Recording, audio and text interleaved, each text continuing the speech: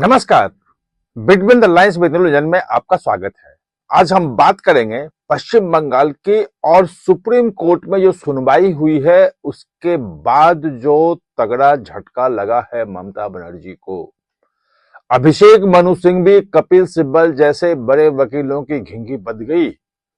जो supreme court से सवाल हुआ, जो सवाल पूछा सुप्रीम कोर्ट ने, जवाब नहीं था और जो जवाब दिया उससे सुप्रीम कोर्ट संतुष्ट नहीं हुआ।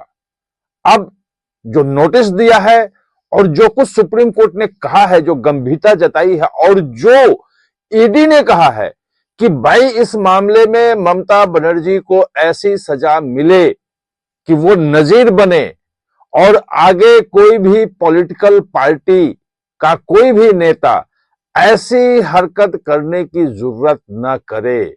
ये ईडी ने कहा सुप्रीम कोर्ट में, उनके वकील ने कहा और उनके पिटीशन में भी लिखा हुआ है ये। और सुप्रीम कोर्ट इस मामले में सहमत दिखा कि हां ये बहुत गंभीर मामला है और इसको ऐसे नहीं छोड़ सकते। क्या क्या हुआ ये पूरी बात को हम समझेंगे, लेकिन उससे पहले आपसे अनुरोध है कि आप हमारे चैनल को सब्सक्राइब कर लीजिएगा, उसका बेल आइकन बटन दबाइएगा ताकि वीडियो का नोटिफिकेशन आपको सही समय पे मिल सके। और कमेंट जरूर कीजिएगा क्योंकि आपके कमेंट्स से नई जानकारियां भी मिलती हैं और नए पर्सपेक्टिव भी मिलते हैं। तो दरअसल जब कल कोलकाता हाई कोर्ट में सुनवाई चल रही थी और उसमें ममता बनर्जी को झटका लगा, तो एक उम्मीद थी ममता बनर्जी के लिए और उनके चूंकि बड़े बड़े वकील कपिल सिब्बल, अभिषेक मनु सिंघवी सब मौजूद थे, कैविएट फाइल कर रखा था और ये लगा था कि कहीं सुप्रीम कोर्ट से कोई राहत हो सकता है, उनको मिल जाए। लेकिन सुप्रीम कोर्ट का जो शुरू से रवैया था, क्योंकि बहुत गंभीर मामला था और इसने कहा ईडी ने कि भाई अगर इस ढंग की बात हुई कि मुख्यमंत्री खुद वहां पहुंच जाएं और रोकने लगे और ईडी के पास पूरे दस्तावेज थे सर्च करने के, उसने बताया कि कांतिलाल जो फर्म है उसके थ्रू 20 करोड़ रुपए गए हैं आईपैक को और उसको सबूत हैं, उसके आधार पर जांच कर रहा है। ईडी ने कहा कि हम सीलबंद लिफाफे में सारा कुछ दे देंगे सुप्रीम कोर्ट को, लेकिन चूंकि जांच चल रही है इसलिए हम पिटीशन में बहुत कुछ नहीं बोल सकते हैं, वो बहुत सारी चीजें नहीं खोल सकते हैं। और लेजिटिमेट, बिल्कुल लीगल वो कार्रवाई थी। ये इस कार्रवाई का कोई विरोध नहीं किया, बस सिर्फ ये उन्होंने कहा कि कपिल सिब्बल ने कि वो चूंकि वहां पे 4 साल से 2021 से 5 साल से टीएमसी का जो है वो इलेक्शन का डाटा भी है, इलेक्शन मैनेजमेंट कर रहे हैं, इसलिए वो डाटा था। तो डाटा होते हुए फिर वहां कैसे गई? तो फिर कपिल सिब्बल ने तर्क दिया कि नहीं, वो तो एज ए मुख्यमंत्री नहीं गई थी, क्योंकि ये बहुत सीरियस मामला है कि एक केंद्रीय एजेंसी की जांच का कोई मुख्यमंत्री जांच ना होने दे, उसके छापे ना पड़ने दे, उसमें हस्तक्षेप डाले, उसकी फाइलें छीन के ले जाए। ये तो कॉन्स्टिट्यूशनल ब्रेकडाउन का मामला है। तो वो उन्होंने चालाकी से ये कहने की कोशिश की, समझाने की कोशिश की नहीं वो मुख्यमंत्री के रूप में। तो फिर बात ये आ गई वहां पे कि भाई जब वो मुख्यमंत्री के रूप में नहीं गई थी, एज ए टीएमसी चेयरपर्सन गई थी, तो फिर वहां पे डीजी पश्चिम बंगाल क्या कर रहा था, वो कोलकाता का पुलिस कमिश्नर क्या कर रहा था, वहां पे चीफ सेक्रेटरी पश्चिम बंगाल क्या कर रहा था। तो ये आई कि नहीं, उनकी तो सुरक्षा है और उनका प्रोटोकॉल है। कपिल सिब्बल, अभिषेक मनु सिंघवी ने कहा कि वो प्रोटोकॉल के तहत वो लोग पहुंच गए थे। तो भाई प्रोटोकॉल में ये आप सुरक्षा करने का है जिम्मेवारी, या वहां पे जो दूसरी जांच एजेंसी जो ईडी के अधिकारी वहां है उनको धमकाने का, उनसे लैपटॉप छीनने का और सामान लेने का, और सीसीटीवी फुटेज, वहां पे सीसीटीवी कैमरे लगे हुए थे कि कौन कौन क्या कर रहा था, रिकॉर्डिंग था, वो रिकॉर्डिंग गायब हो जाए। ये स्पेशली ईडी ने कहा कि वो रिकॉर्डिंग ना मिले और किसी के खिलाफ कार्रवाई ना हो, इसलिए सीसीटीवी फुटेज को वहां हटा दिया गया, कैमरे नोच के ले जाए गए। आज सुप्रीम कोर्ट ने कह दिया कि भाई वो जितना भी सीसीटीवी फुटेज है वो सब सुरक्षित रखो, एक भी चीज उसमें गड़बड़ नहीं होनी चाहिए।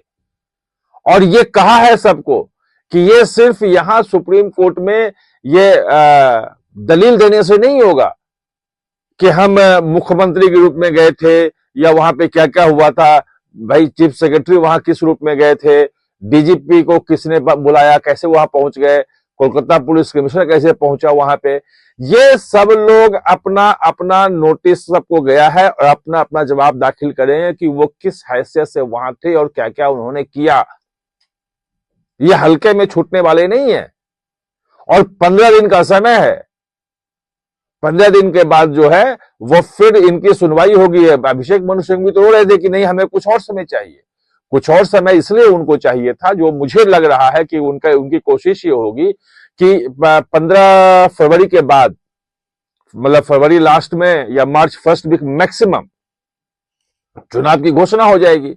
और अगर इसमें 1-2 महीने का, 1-1.5 महीने का समय हम निकाल ले सुनवाई में, तो उसके बाद चुनाव आ जाएगा, और चुनाव आ जाएगा तो मामला फिर रफा दफा हो जाएगा। लेकिन ईडी जो है, इन्फोर्समेंट डायरेक्टरेट जो है, वो बिल्कुल एकदम फिक्स कर लिया है। उसके अधिकारी जो वहां थे, वो ज्वाइंट डायरेक्टर भी वहां पिटीशन में गए थे, और अब वहां पे डिप्टी डायरेक्टर भी था, खुद भी पिटीशन दिया था कि उनका मौलिक अधिकार का हनन हुआ है। उन्हें जो एक सरकारी कर्मचारी के रूप में जो एक अधिकार दिया गया है, इन्फोर्समेंट का जो कानून है, पीएमएलए लॉ है, उसके तहत, सेक्शन 37 के तहत उनको एक पावर दिया गया है कि अगर कहीं प्रोसीड ऑफ क्राइम मिलता है तो रिसर्च करेंगे। और ये भी कहा कि ये जो घोटाले का पैसा है, तो घोटाला हुआ तो घाटा किसको हुआ? जनता को हुआ। पीड़ित कौन है? जनता है। और फायदा कौन उठा रहे हैं? ये बड़े लोग उठा रहे हैं फायदा। तो वो जो जनता है, जो पीड़ित है, जिससे 2742 करोड़ 2742 करोड़, ये जो पूरा घोटाला हुआ है कोयला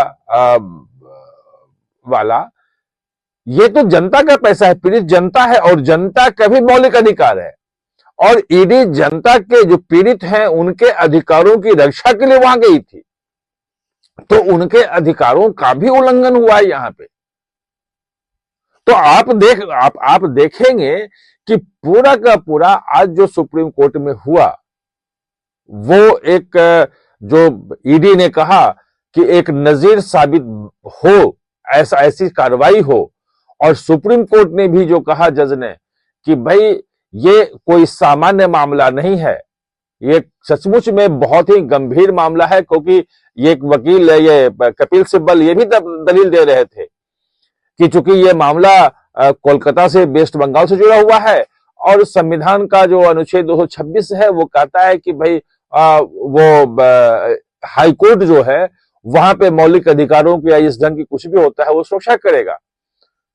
तो ईडी के जो थे एएसजी, उन्होंने कहा कि भाई हम तो वहां पे 9 को सुनवाई हो रही थी, और व्हाट्सएप ग्रुप का चैट लगाया कि कहा गया कि सब वहां पहुंचो, और सब सारे वकील ऐसे पहुंच गए कि 9 जनवरी को वहां सुनवाई नहीं हो सकी। और रिटन में हाई कोर्ट के जज ने कहा कि हम नहीं सुन सकते हैं, और 14 को डेट लगाई गई।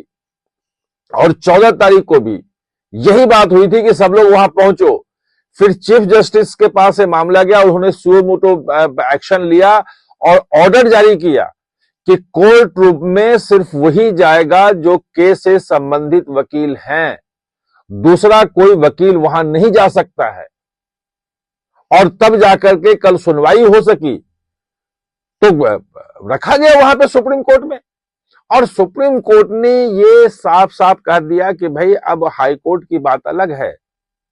जो अनुच्छेद 32 है संविधान का, उसके तहत नागरिकों के मौलिक अधिकार की रक्षा करना, संविधान की जो भावना है उसको सुरक्षित करना, ये सब चीज उसकी जिम्मेवारी है, और वो इसे सुनेगा। नोटिस जारी कर दिया है, नोटिस जारी हो गया है, क्या जवाब देंगे अब वो देखना है कि मुख्यमंत्री के रूप में उन पे कार्रवाई होती है या टीएमसी चेयरपर्सन के रूप में कार्रवाई होती है। वैसे जो कुछ भी होगा वो इस बार आसानी से ममता बनर्जी नहीं छूट पाएंगी। जैसा सुप्रीम ईडी ने गिनाया कि कलकत्ता पुलिस कमिश्नर के यहां जब सीबीआई पूछने जा रही थी तो कैसे वहां पे धरने पे बैठ गई थी और उसको पूछताछ नहीं करने दिया था, और कैसे सीबीआई के ज्वाइंट डायरेक्टर के, मतलब सीबीआई ऑफिस पे हमला कर दिया था। ममता बनर्जी आगे थी और वो अंदर बिल्कुल ज्वाइंट डायरेक्टर की हालत खराब थी, उन्होंने फोन किया और जब सेंट्रल पैरामिलिट्री फोर्सेस पहुंची तो उनको निकाला गया वहां से। ऐसे ही एक ईडी ने यह भी बताया कि उनके एक मंत्री हैं जिनकी जमानत याचिका लगी हुई थी, कोर्ट में सुनवाई थी, ममता बनर्जी कोर्ट रूम में पहुंच गई 5,000 समर्थकों के साथ। तो ये जो कानून को जबरदस्ती जो है, मतलब स्ट्रीट फाइटर है ममता बनर्जी, लेकिन स्ट्रीट फाइट में आप कानून की धज्जियां नहीं उड़ा सकते, संविधान की धज्जियां नहीं उड़ा सकते हैं। और सुप्रीम कोर्ट इस मामले में बहुत ही गंभीर था। आज देखते हैं अब क्या जवाब देती है। जो भी जवाब देंगी उस पर फिर हम आपके पास आएंगे। आप हमारे साथ जुड़े, इसके लिए बहुत बहुत धन्यवाद। और हां, चैनल को सब्सक्राइब करना ना भूलें, इसका बेल आइकन दबाएं ताकि नया वीडियो कोई भी आए तो उसका नोटिफिकेशन समय पे आपको मिल जाए।